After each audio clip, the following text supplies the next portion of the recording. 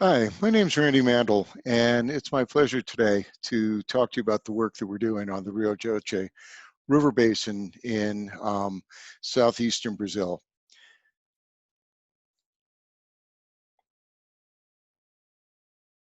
So on the afternoon of November 5th, 2015, a small leak was noted on an iron sediment dam located near Mariana, which is a village basically in the mining district. By 4:20 or so in the afternoon, this leak had become a full-fledged rupture, releasing approximately 60 million cubic meters of iron waste into the Rio Doce Basin. The released sediment impacted approximately 670 linear kilometers, that's 416 linear miles, of river flowing all the way from the point of dam breach to the Atlantic Ocean. So we've prepared this graphic to show really in a better fashion what we're talking about. On the lower left, we've superimposed this basin on a map of Colorado. So you see how massive of an area we're actually talking about. On the upper left, again, it's in southeastern Brazil. And then most interestingly on the right, you can see it went all the way from zone 1 at Fundão Dam to the Atlantic Ocean in zone 39 and zone 40, 417 or so linear kilometers away. So at this point, I would like to share a video from The Guardian. And while you can't hear the narration on the video, you certainly can see the point of liquefaction and dam failure. And you can see that the sediment is very rapidly moving towards the mining site.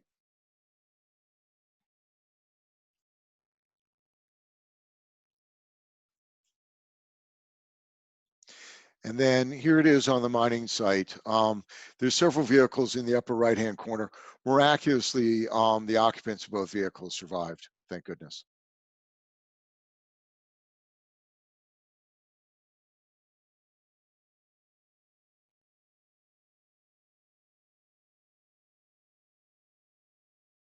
So the Samarco Dam failure is considered to be one of the most catastrophic, if not the most catastrophic environmental disaster in Brazil's history, destroying over 800 buildings and costing 18 to 19 lives.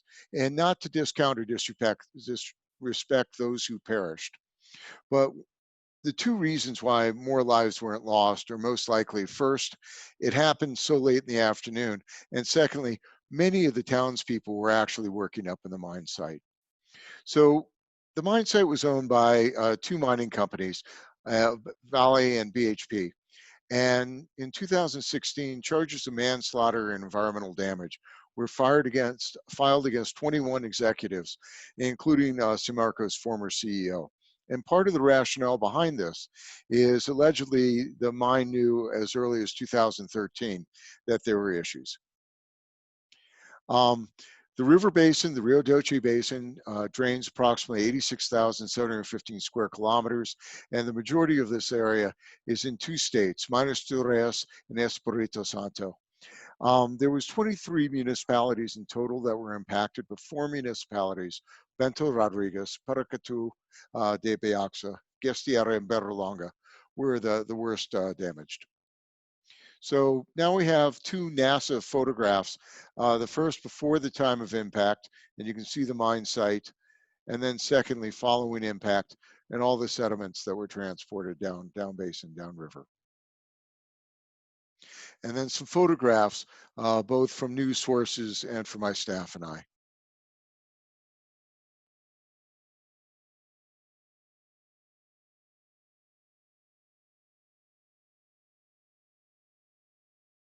So further complicating this, the disaster occurred in the Mata Atlantica Forest, and this is one of the most imperiled ecosystems in the world.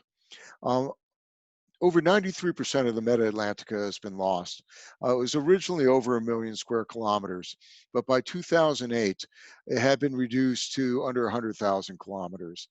And much of the remaining area, and this is a rainforest, much of the remaining area exists as small degraded fragments, less than a half square kilometer in size. And it's home to numerous species of mammals, birds, reptiles, amphibians, and 23,000 species of plants. Here's an infographic of the remaining Mata Atlantica, at least 2008, showing the diversity of biomes and community types that we're talking about. So as one might guess, the release was hugely negatively impactful to fish populations. They estimate 11 tons representing 21 species were lost. And although fishing is no longer allowed in these areas, the community still futilely are trying to fish. So there's 4 hydroelectric dams along the Rio Doce Basin, and in essence, these dams acted as sieves, with the majority of coarse particles being settled behind the dam, where the fine particles actually were transported through the dam, eventually again going all the way to the Atlantic Ocean, and damaging endangered coral communities, causing algal blooms, and generally very negatively impacting the marine life. So here's Kandanga, and you can see the coarse sediment, again, contained to the right behind the hydroelectric facility, and the finer sediment being transported through the facility itself. This is also 5 years after the disaster, so you can still see the scour that occurred basically behind the dam as the sediment ripped downriver.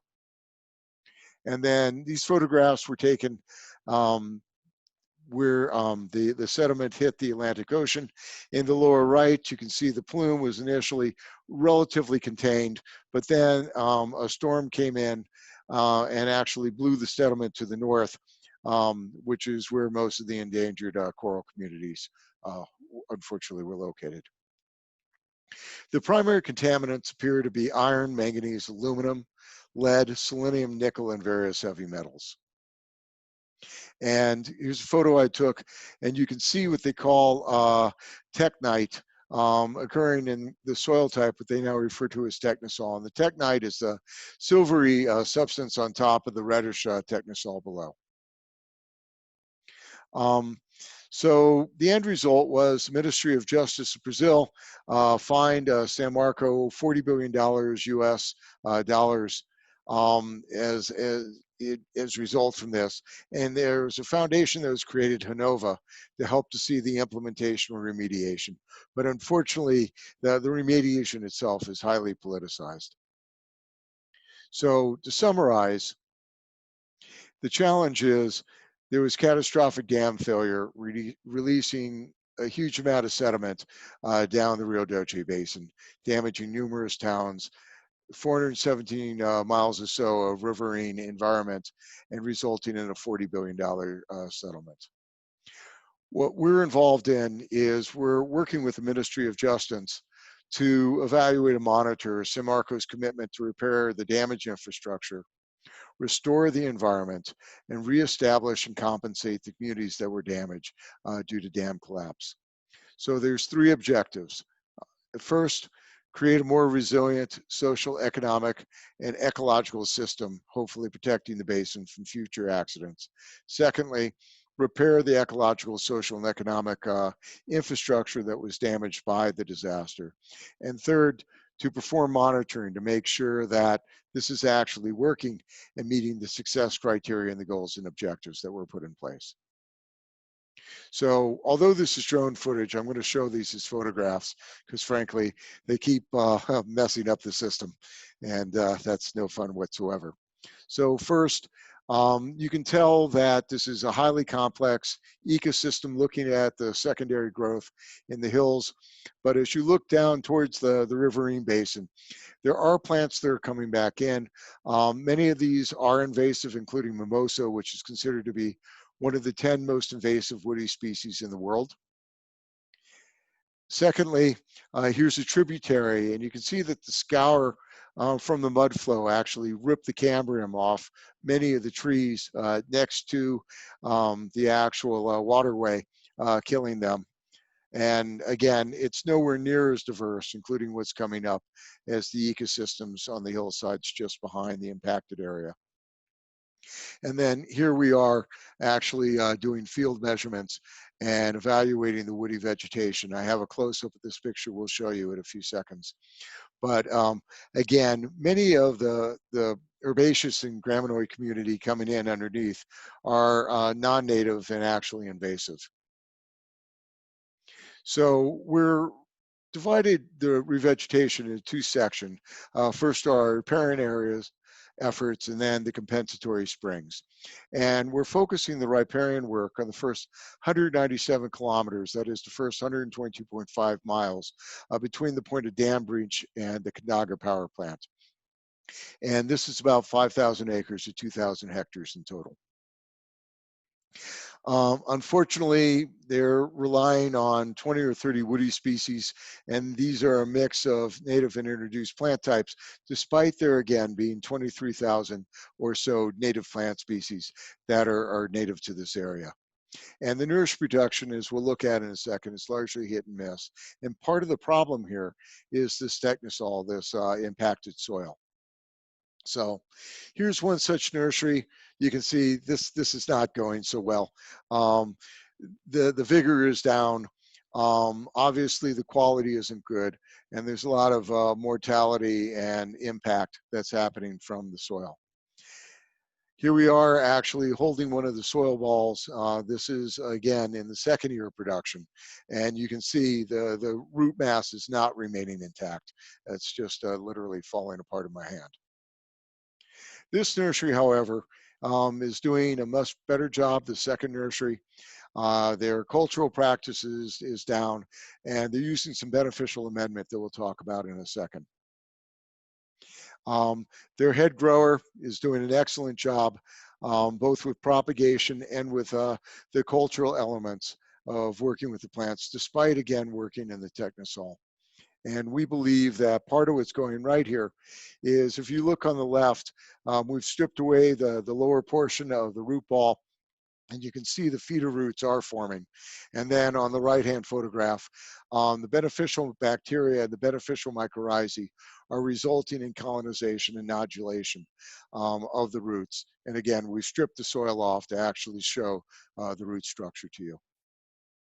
Here's a third nursery, the Terra Institute, and they're using different techniques. They're not this time growing in the technosol, which we think is a real plus. And they're also using air cauterization to help the root ball remain intact and to focus the root production within the container rather than coming out the bottom of the container. And practicing different cultural experiments to see what soil mix is doing best, and then using the results to inform their subsequent production. And we're talking to the Terra personnel, my staff and I, about the good work they're doing and the success they're having.